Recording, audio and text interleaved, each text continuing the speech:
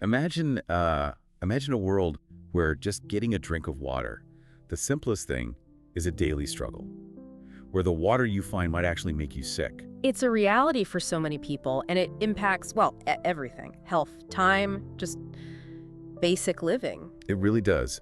And it's something, those of us with taps just don't think about enough. But it's fundamental. Exactly. Clean water underpins so much health, farming, stability.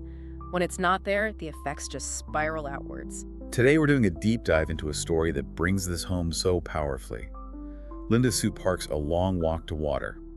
It's fiction, but it's rooted so deeply in true events. Specifically, the true story of Salva Dut and the challenges faced by people in Sudan. Right. The book follows two main threads. We have Salva, just a boy, caught up in the Sudanese Civil War back in 1985. And then, decades later, 2008, we meet Nya, a young girl whose whole life revolves around fetching water in that same region. And their stories, separated by all that time, they actually converge in a pretty amazing way. It's incredible. So our mission today is really to unpack these journeys. We want to understand the reality of life in Sudan, the impact of war, the lack of resources. And also the resilience, the sheer perseverance and hope that shines through. We're using the novel as our main source, remembering it's based on real life. Okay, so let's start with Nya, 2008. Even though it's years after Salva's story begins, that struggle for basic survival still incredibly real. Oh, absolutely. You're immediately thrown into her daily grind. She's 11, and her morning starts with this long, long walk.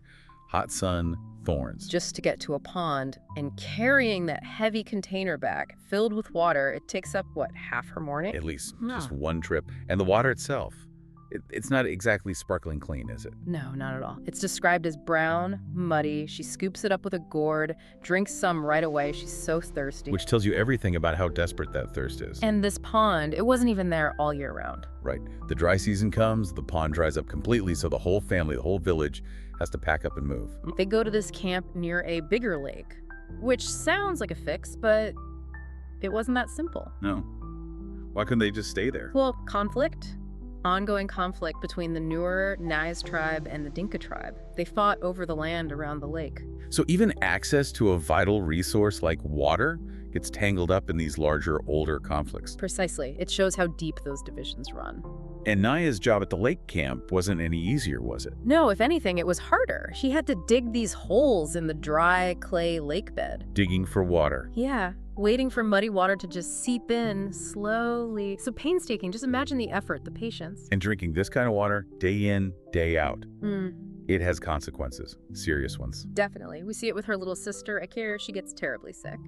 Cramps, stomach ache, diarrhea, fever. Classic signs of waterborne disease, Whoa.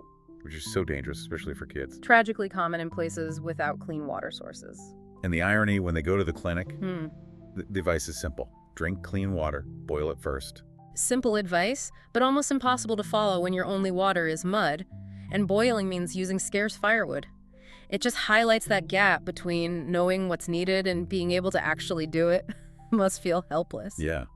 And it's against this backdrop, this constant struggle, that something different happens. Strangers arrive. In a jeep, yeah. Talking about water. For Nya, who only knows the walk, the mud, this must have been, well, confusing. Maybe unbelievable. You'd think so. Curiosity, maybe hope, but probably a lot of skepticism too. What could they do? And then they start clearing land. Between two big trees, no obvious water source there. Puzzling for Nya, but it's the beginning of something huge for her village, even if she doesn't know it yet. Okay, let's rewind now. Back to 1985, Salva Dut. Yes, Salva. He's just in school, learning Arabic, thinking about getting home for some fresh milk. Ordinary kid stuff. Until the gunfire starts, suddenly everything changes. The teacher yells, "Into the bush, not home." The Civil War had reached their village. And that war, it was complicated. North versus South, government versus rebels, religious and ethnic tensions, fights over resources and independence. A long, brutal conflict. For Salva, it's just instant chaos and panic. His first thought, his constant thought, where is my family? He runs with others from his village, Lunarik, but his family isn't there. That crushing realization for an 11-year-old. Alone. Then they run into rebel soldiers, And there's this stark separation, men and older boys taken one way, women and children another. And Salva, he's almost put with the younger kids because he's so young. It just highlights how vulnerable he is. The rebels move on, force the village men to carry things. Salva and the others walk the other way, but then he gets left behind. Yes, in a barn. He thinks they left him because he was a child, a burden. Imagine feeling that abandoned. Awful. But then he meets someone. An old woman, also Dinka. She's kind, shares some peanuts. A small act of humanity, but huge in that context. But she can't stay with him either. No. The pond she's near is drying up, and traveling with a child is too dangerous. She has to leave him, just telling him to walk away from the fighting. Not much help, really. So he's alone again. Eventually, he finds another group. A group of Dinka. But again, his age is a problem. They see him as just another mouth to feed, slowing them down. But someone speaks up for him. Yes, a woman in the group convinces the others to let him come along. Another small act of kindness that makes a huge difference. And the journey with them? Relentless. Constant walking, hardly any food, just maybe some rotten fruit. Starvation was a real threat. But there's a moment of, well, temporary relief with the honey. Ah, yes, Buksa, from the Jerkil tribe. He follows a honey guide bird, finds a hive, a real feast, finally something substantial to eat. Even if it came with a load of bee stings. Exactly. Even the good moments had their price. But amidst all this, he finds a friend. Mariel. Yeah. Another boy separated from his family. Right, and they have this shared goal, this hope. Walk east, reach the refugee camps in Ethiopia, maybe find their families there. That connection must have been vital. Keeping each other going. But the dangers weren't just hunger and thirst, were they? No. They walk through the land of the Atwa, the people of the lion. Nights were terrifying. The fear of lions was constant. Then, a huge moment. He finds his uncle. Uncle Juir, who'd been in the army, his arrival changes things. He has a rifle he can hunt. Protection and food, like the tapi antelope they kill. Salva even gets sick from eating too much too fast after starving for so long. A stark reminder of how bad things had been, but this security, it doesn't last. What happens to Mariel? He disappears one night. They believe a lion took him. Devastating for Salva, losing his friend, the one person his age sharing this nightmare. He leans even more on his uncle. They keep moving. Reach the Nile River, a massive obstacle. But incredibly, they figure out how to cross, building these makeshift canoes out of reeds, just sheer ingenuity born of desperation. Amazing. They get across, find an island. An island with fishermen, lots of food, finally, but... There's always a but, isn't there? Mosquitoes, terrible swarms of them, a different kind of torment. And then the Akobo Desert. This sounds like the worst part yet. It was brutal. Unbelievable heat, almost no water, thorns. Salva loses a toenail. He just breaks down, completely spent. Understandable. How does it keep going? Uncle Juir, he steps up, uses Salva's full name, a sign of respect, maybe reminding him who he is, and he gives him tiny goals. See that bush? Walk to that bush. See that rock? Just get to the rock. Breaking it down. Making the impossible seem possible step by step. Incredible psychology. It worked. It kept him moving, but the desert took its toll on others. They find people who couldn't make it. Yes, a group collapsed, dying. They faced this horrible choice. Share their tiny amount of water or save themselves. They couldn't save everyone. 5 men died there. Just awful. And more bad news comes from Uncle. He tells Salva what likely happened to his village, Lunarik. Attacked, burned, probably few survivors, and then the real blow. What's that? Uncle decides he has to leave Salva at the refugee camp in Ethiopia, the Atang camp. He's going back to fight in the war. Oh no.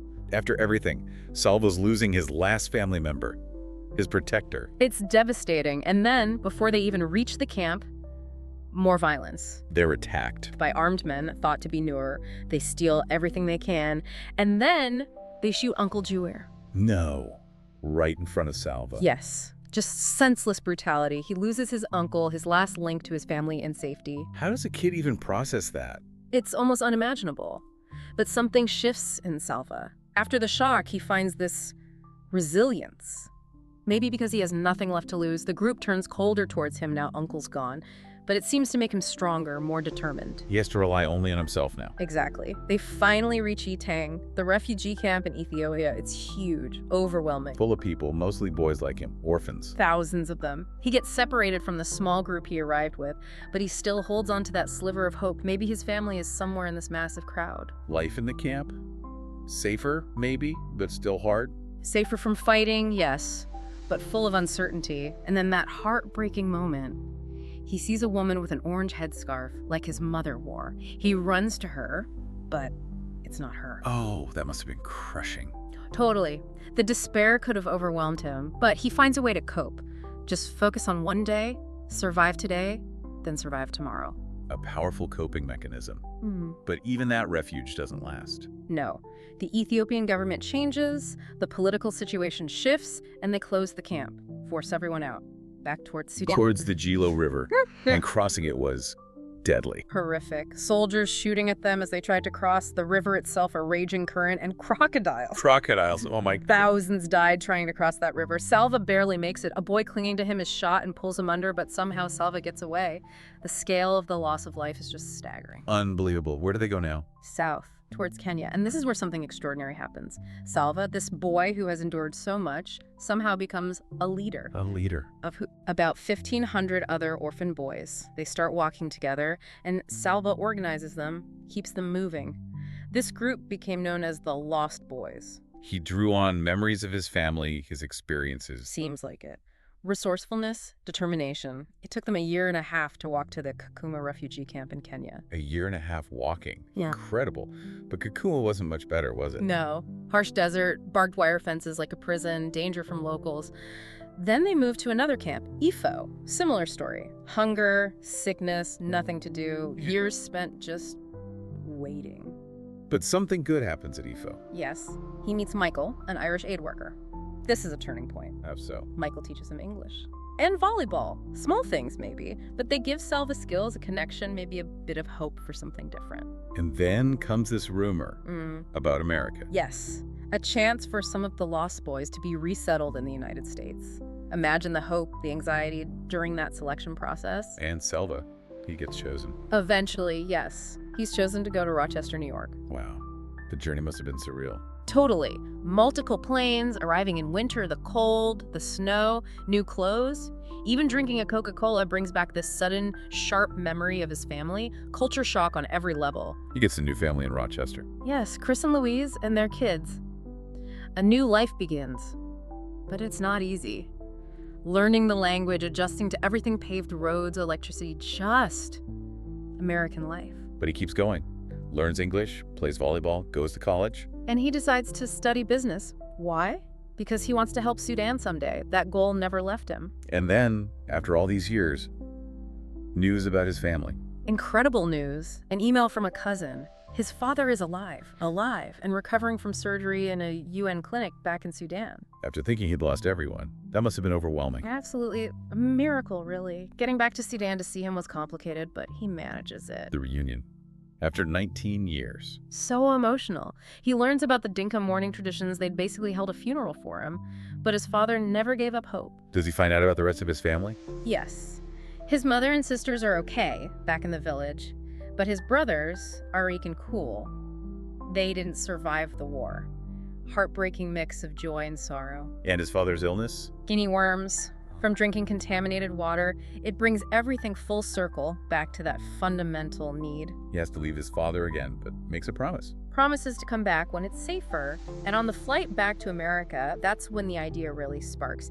He has to do something about the water situation in Sudan. And that leads to his project. Water for Sudan, Inc. He starts fundraising, speaking publicly, uses his own unbelievable story to inspire people to help, drawing strength from everything he survived. Which brings us back full circle to Nya's village, 2009. Exactly. The arrival of that drilling rig, the Iron Giraffe, a strange, loud machine bringing hope. And the whole village gets involved, right? Right. Nya's mother collecting rocks, everyone contributing. Yes, a community effort. Then, the moment of truth. Water. Sprang out of the borehole. Muddy at first, but still, water. The joy must have been immense. Overwhelming relief, an end to those endless walks. Depp explains there's more work, deeper drilling, pipes, a pump, making it a proper, lasting well. And finally, it's finished. There's a dedication, a sign mentioning a school in America. Elm Street School. A beautiful symbol of that connection, how people far away helped make this happen. And for Nya, just the simple act of getting clean, cool water easily, it changes everything. Totally transforms her life. No more walks to the pond.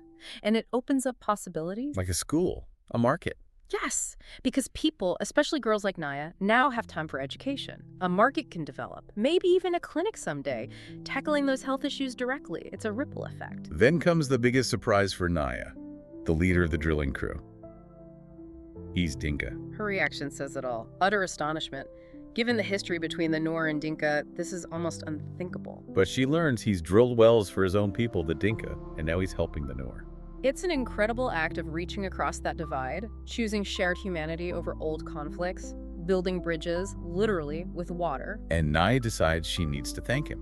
A brave, simple act. She goes up to him, shyly, and he introduces himself. My name is Salva. Chills. That single moment ties everything together. Salva's walk, his survival, led directly to this well, changing Nya's life.